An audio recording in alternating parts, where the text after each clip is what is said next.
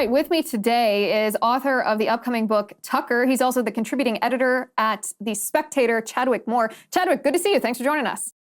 Hey, Liz, it's great to be here. Thanks for having me on. All right, first of all, congratulations on this new book. I know what a process writing a book is, and especially when you're writing it about a live subject. My first reaction to your video that you posted on Twitter this week actually was, oh wow, what an amazing time to debut, to announce a book, right in the middle of this Fox News Tucker melee. But also from a process standpoint, I have to ask you, did you have to rip up your original manuscript and completely rewrite this after Tucker was fired? No, so the day the news broke, my editor called me, and I've never heard someone so sad and panicked in his life. And we were like, what are we gonna do? But then we sat for a minute and we're like, wait, this is a book about Tucker's life. This is a book about since the day he was born, and before that, his father's life, his father's ancestors, his mother, it goes way back. So honestly, we didn't really have to change much. What we did have to do was add, which was much easier. We had to add in, we added a couple chapters about what happened, and just to sort of bookend it more. And I've been in contact with him since his show was pulled off the air. So we really didn't have to change that much. It was mainly actually a lot of it just kind of going through and changing the tense in some things, because he's past tense Fox News show. So surprisingly, it wasn't that bad, because we were covering, it's not a book about his firing. It's sort of his origin story.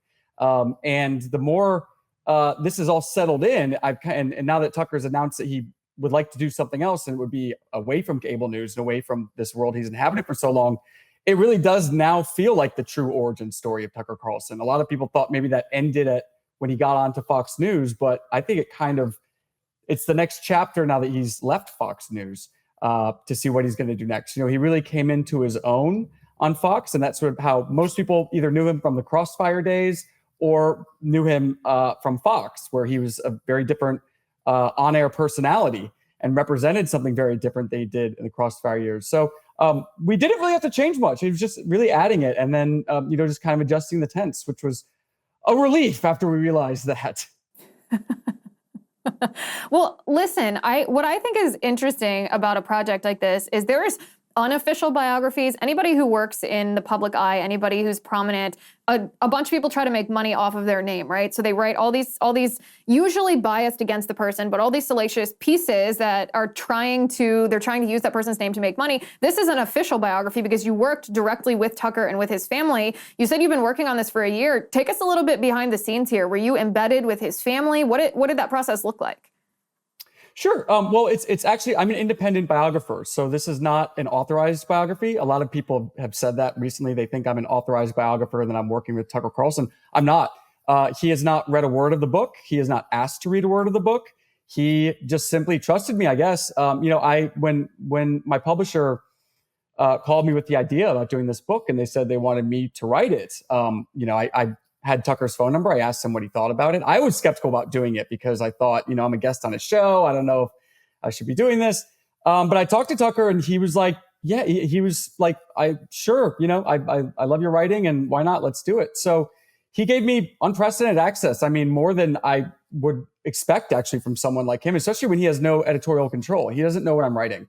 I have complete editorial independence, but he welcomed me into his homes. I met his family. I met his friends, his father, his stepmother, everyone you can think of.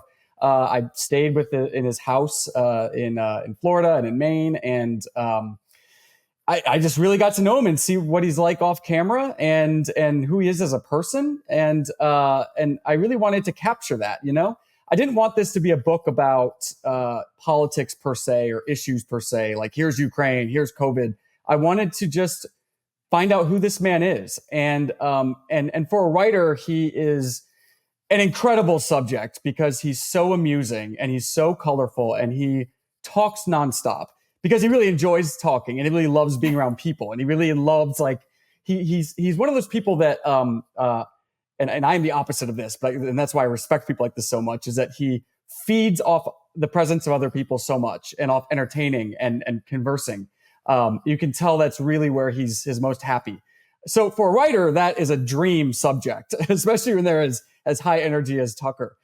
So it was a lot of just spending time with him and letting him rip, just whatever he wanted to talk about. And you could just ask him the simplest question and he would go into an hour-long spiel about something. And it was always very delightful and amusing. And then also digging into the past, of course, and getting to know his father and finding about his childhood and the family history going back, a couple centuries now. So the phrase that you said, and I think this is probably what readers or even fans of his shows or his show are most curious about. You said, I got to know the real him, what he's really like. What is he like? He's someone who is, he's a very complicated person, but he's first of all, he's very high self-esteem. But not in a stuck-up way. Shocker. Or anything like that. He's just very confident. And I think that's one of the reasons why people hate him so much, both on the right and the left, is they really can't stand people who exude that much confidence. He's very unapologetic, except when he realizes he's done something wrong or made a mistake, and then he's deeply apologetic. He's very caring. He's very warm. He and his wife, Susie, they've been together since they were 15 years old. They met at boarding school in Rhode Island. And she is absolutely lovely and wonderful. They are so in love. And that was just such a wonderful thing to see. I've never seen a couple who's been together, especially for that long, that just exuded so much love. You really care about each other and really respect one another. And you can tell they have a lot of fun. And that was super nice to see. Tucker's favorite things in the world, if you ask him, if you leave it up to him what he wants to talk about, it's not going to be politics.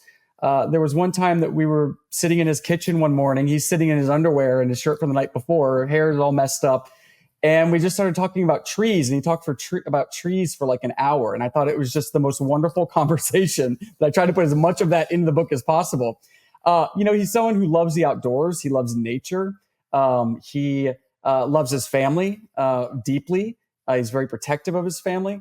Those are the sort of things that he values. And he's also someone who, unlike most people on television and cable news especially, he's extremely humble. He's very cognizant of the fact that position can turn you into a jerk, to put it lightly, and that you can start believing your own BS about yourself and start thinking that you're God. Because when you're on cable news and you're in that role, a part of the role is that you are God. You are there to tell people what is going on, what is right, what is wrong. You're telling people what to think. So that can easily go to someone's head. And his entire life since he started in television, he's been very cognizant of that. And he's always reminding himself of just how he's not in control, how he's not God, how he's just as weak and feeble as everyone else. And he's just a person. That really shows when you meet him and when you get to know him. If you meet a lot of people on television, some are great and fine. Others are really not. And you kind of don't ever want to have a drink with them. And Tucker's someone that you definitely want to spend a lot of time with, which I think makes him unique. And everyone who has worked with him, people on the left even say there's something interesting because I write about Rachel Maddow in the book some because she got his start on one of his shows. And people have always said that Rachel is the Tucker Carlson of so conservatives I know have said that Rachel is the Tucker Carlson of the left. And what they meant by that was not her politics, but that everyone who meets her likes her and thinks she's a really good person. And this is what they all say about Tucker, even if they absolutely hate what he stands for and they really don't believe any of it. They all, when they meet him, think he's a really good guy. Hi guys, it's Liz Wheeler. Don't forget to watch my show, The Liz Wheeler Show, every night at 7 p.m. on the First TV.